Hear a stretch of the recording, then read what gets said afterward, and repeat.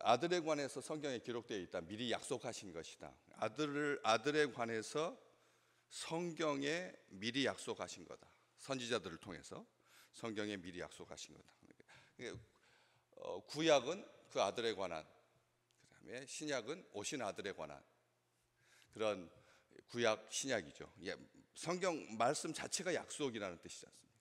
구약 신약 약속이라는 뜻인데, 이제 신학적으로 언약이라는 그런 표현을 써서 조금 이렇게 신비화하고 세상에 있는 뭐 동맹들 간의 그런 무슨 언약 이런 거하고 차별을 두기 위해서 그렇게 언약이라고 하는 말을 쓰기도 하지만, 만약 우리가 내 아들에 대해서 선지자들을 통해 성경에다가 미리 약속한다면 어떤 식으로 약속을 해야 될까요? 내가 아들을 보낼 텐데 너희가 내 아들이 누구인지를 확인할 수 있는 단서가 이런 거다. 내 아들이 그냥 막연하게 내가 아들을 보낸다 이러면 안 될 거 아니에요. 그래서 아들을 보낼 건데 그 아들의 외모는 어떻고, 그리고 말투는 어떻고, 성품은 어떻다, 이름은 어떻다, 와서 무슨 일을 할 거다, 아들에 대해서 자세하게 구약 성경에 정말 전체가 다 아들에 관한 약속으로 꽉 차 있죠. 그런데 그렇게 아들에 관해서 아주 자세하게 알려주십니다. 그런데 그렇기 때문에 하나님의 아들을 자처해서는 안 된다는 거죠. 성경에다가 아들에서 아주 꼼꼼하게, 아주 디테일하게 머리카락부터 발끝까지 온전하게 알려주셨거든요. 하나님께서 약속으로 인류를 구원하시려고 하는 그런 하나님의 그 아름다운 뜻, 아름다운 꿈. 딱 창세기부터 실패했으니까, 창세기에서부터 하나님의 형상대로 하나님께서 그 자존감을 가지고 자유롭게 선택할 수 있도록 하고, 온전하게 사랑하게 하고, 온전한 공급 가운데 천국을 누리게 해주셨는데 실패했잖아요. 그렇기 때문에 창세기 때부터 실패한 그 인간을 구원하기 위해서 하나님께서 아주 자세하게 미리 약속해 주셨다는 거죠. 하나도 빈틈이 없이 정확하게. 그렇기 때문에 그 모든 아들에 관한 것을 자기에게 적용하려고 하는 어떠한 사람도, 어떠한 시도도 하나님께서 원천 봉쇄를 하신 겁니다. 내 아들은 이렇다, 태어날 장소부터 시작해가지고. 그래서 온전하게 약속해 준 거죠. 하나도 빠지지 아니하게, 정확하게. 그리고 다시 부활하실 거고, 그리고 승천하실 거고, 다시 오실 것에 대한 완전한 약속이 거기에 담겨 있습니다. 그런데 그 아들에 관해서 이제 바울이 이제 구약 성경 말씀을 가지고 우리에게 이렇게 설명을 해주는 거죠. 그 아들에 관해서 말하자면 하면서 이야기를 합니다. 육신으로는 다윗의 혈통으로 나셨고 성결의 영으로는 죽은 자들 가운데서 부활하셔서 능력으로 하나님의 아들로 선포되셨다.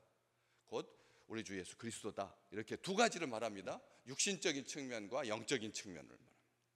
우리 생각에는 예수님에 대해서 말하려고 하면, 제 생각에는 영적인 측면을 먼저 말할 것 같아요.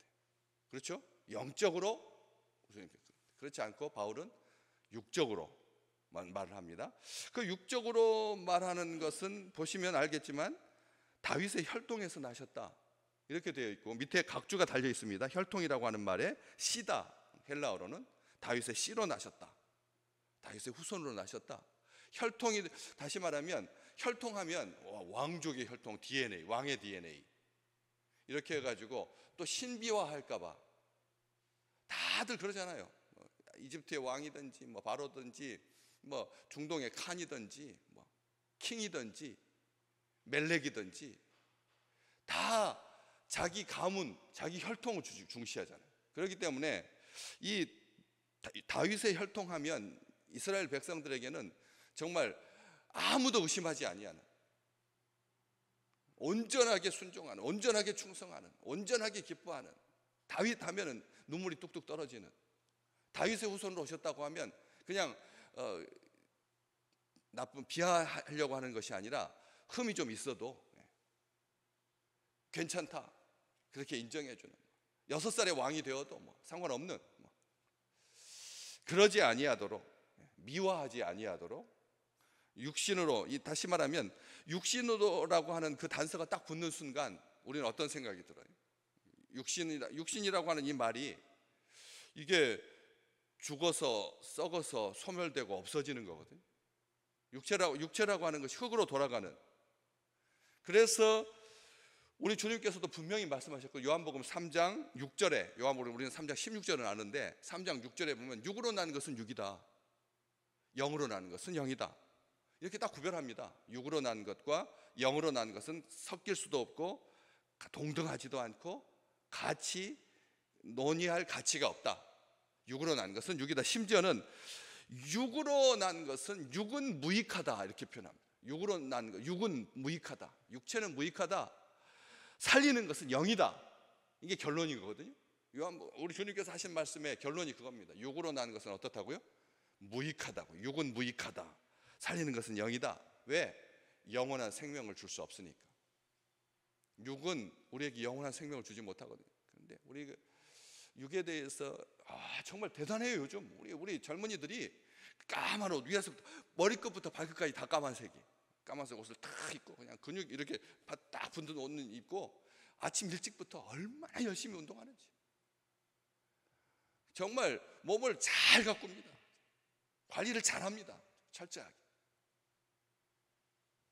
그런데도 그 육이 우리에게 영생을 가져다 줄 수 없다는 겁니다.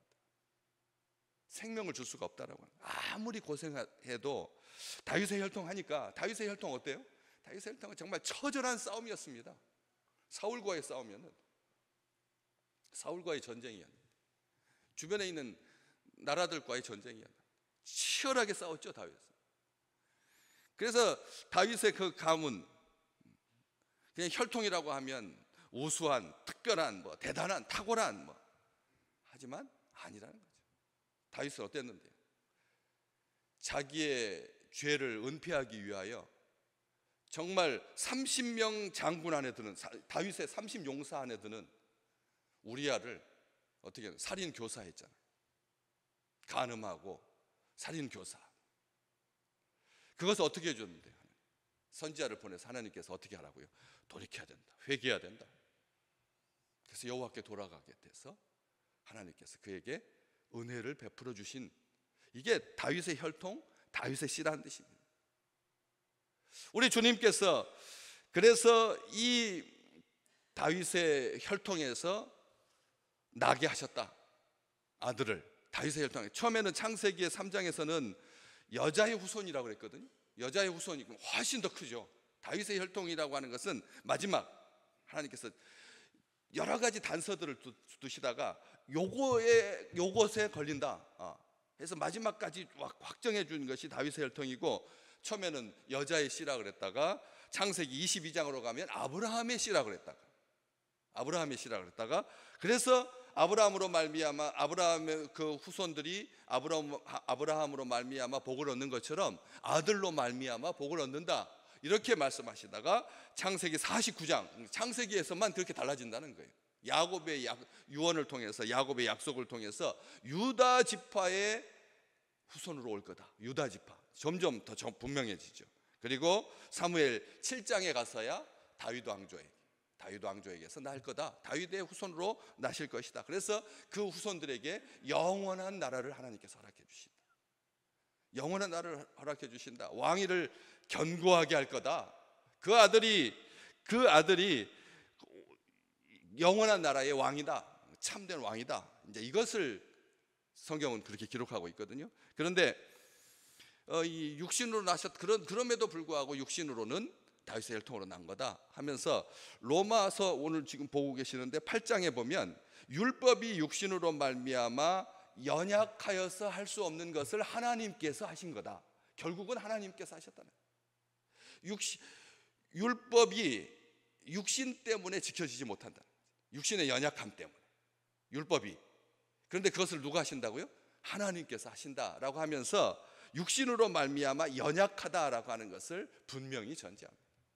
바울은 그걸 알고 있는 거죠. 그래서 요한복음 1장에서 그런 말씀이, 하나님의 그 온전하신 약속이 육신이 되어서 왔다 해서 이제 육신에 대한 개념이 부정적이고 비판적이고 하지 아니하고 이제는 육신에 대한 또 새로운 생각을 갖게 되는 거죠. 우리가 그러면 육신은 그냥 쭈그러들고, 육신은 쇠약해지고, 육신은 낡아지고, 육신은 늙어지고, 육신은 연약해지고, 육신은 불편하고, 장막이고 텐트여서 벗어버려야 할 뭐 그런 것으로 생각하지 아니하도록 육체에 대해서 강조하면서 마지막 이 육체로 오신 것을 부인하는 것은 적그리스도다.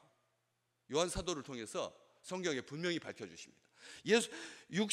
미혹하는 자가 세상에 많이 나왔는데 그들이 예수 그리스도께서 육체로 오신 것을 부인한 거다. 이런 자가 미혹하는 자고 이런 자가 적그리스도다. 성경은 아주 확실하게 말하면서 로마서 8장 3절 후반부에 죄로 말미암아 자기 아들을 죄 있는 육신의 모양으로 우리에게 보내신 거다. 아멘. 우리 주님께서 육신을 입은 것이 이게 우리에게 오히려 화가 변하여서 복이 되는, 우리 주님께서 그래서 육신을 강조하는 거예요. 육신이 중요하다는 겁니다. 우리 주님께서 말씀이 육신이 되셨고, 육신이 죄로 말미암아 자기 아들을 죄 있는 육신의 모양으로 보내심으로, 그래서 죄가 활동하는 몸뚱이를 지닌 연약한 그런 육체로 그걸 감수하신 거라는 거죠. 우리 주님이, 하나님께서 아들을 보내시면서 그 아들이 육신을 입어가지고 연약할 수밖에 없는, 피곤하고, 그리고 침은 뱉음을 당하고 얼마나 모욕적인 그런 모든 과정들을 통해서 그렇게 육신의 모양으로 보내신 것은 죄를 없애주시기 위함. 육체를 입고, 모든 사람들이 다 육체를 입고 사니까 그 육체로 말미암아서 그렇게 고생하는 것을 구해주시려고 육체의 모양으로 우리에게 보내주셨다는 거죠. 비록 죄와 허물로 얼룩진 그런 인생이지만 다윗을 하나님께서 은혜로 구원해 주신 것처럼, 그래서 네 몸에서 날 자식이 네 뒤에서 세워질 것인데 내가 그 왕국을 튼튼하게 해줄 거다, 그렇게 약속해 주셨거든요. 우리 육체로 난 자식들 한번 가만히 생각해 보십시오. 육을 입은 우리의 자녀들 어떠십니까? 점점 더 강건해지기를 간절히 소망합니다. 우리의 자녀들이 정신적으로, 육체적으로, 영적으로, 정신적으로, 육체적으로, 영적으로, 우리의 마지막 후에 마지막 하나 안심은 어디에 있습니까? 우리의 자녀들이 잘 되는 것 아니겠습니까? 다윗의 혈통으로 나셨다라고 하는 말은 그런 의미라는 거죠. 그런 복을 우리에게 주신다는, 그가 나의 이름을 위하여 집을 지을 것이고, 우리 주님께서 주님을 사무엘하 7장 12절과 13절에 그 다윗의 혈통으로 오신다라고 하는 말의 결론이 그거라는 겁니다. 정말 내 이름을 위하여서 그가 집을 지을 거다, 교회를 지을 거다, 성전을 지을 거다. 그의 왕국의 위가, 그의 왕좌가 영원히 견고할 거다라고 말씀해 주셨습니다. 우리의 자녀들이 왕이신 하나님께, 진정한 왕이신 하나님께, 놀랍죠? 그냥 하루 만에 대선 주자에서 대통령이 딱 되니까 어때요? 신분이며 말투며 언론이 그를 대하는 자세며 모두가 다 어떻습니까? 완전히 확 바뀌지 않았습니까? 그런 것처럼 그 왕이신 예수 그리스도의, 우리 왕이신 우리 주님의 그 온전하신 3년이면 5년이면 4년이면 4년 중임제든지 연임제든지 그렇게 바뀌어갈 그런 세대 속에서 우리의 자녀들이 만주의 주이신, 만왕의 왕이신 우리 주님으로 말미암아서, 그래서 영원한 생명을 온전하게 누리는 가득한 희망을 안고 정말 새 나라를 향하여서, 새 땅을 향하여서 온 우리 민족이 이런 다시는 이렇게 불의의 사고로 예상치 못했던 어떤 특별한 일들로 인하여서 그렇게 하는 것이 아니라 한결같이 하나님께서 다스리시는 놀라운 복을 자자손손 누리는 우리 식구들, 그리고 우리 교회, 우리 나라 되기를 간절히 소망합니다.